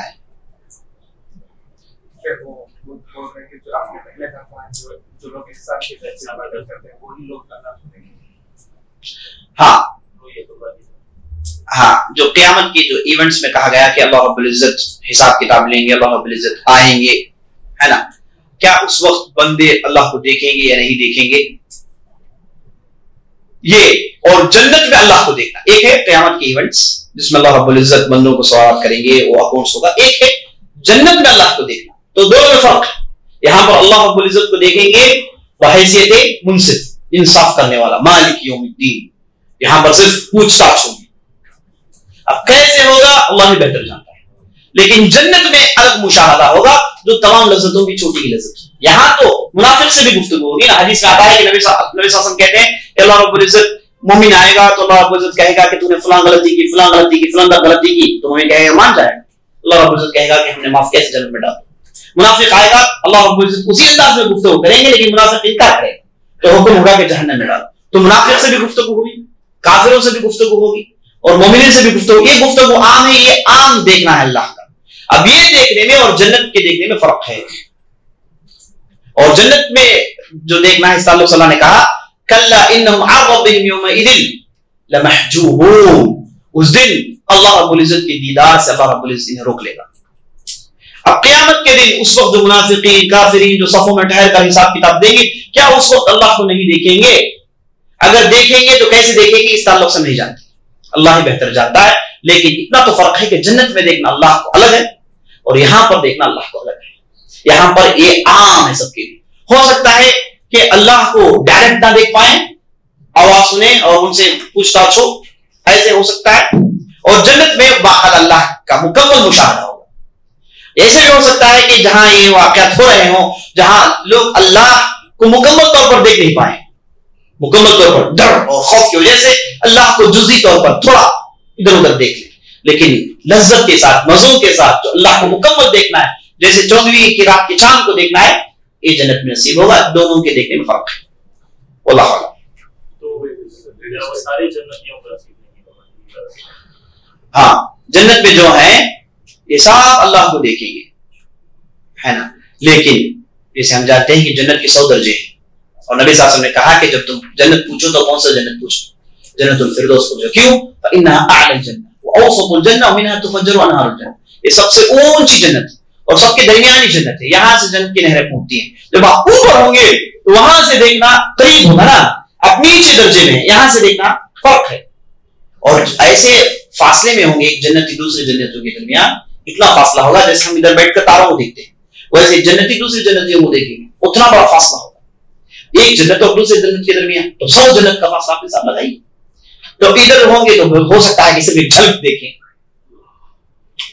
لیکن جو جنت الفردوس میں ہوں گے انہیں وضاحت کے ساتھ صاف دیکھیں, تو ان کے دیکھنے میں بھی فرق ہوگا. واللہ اعلم. ہاں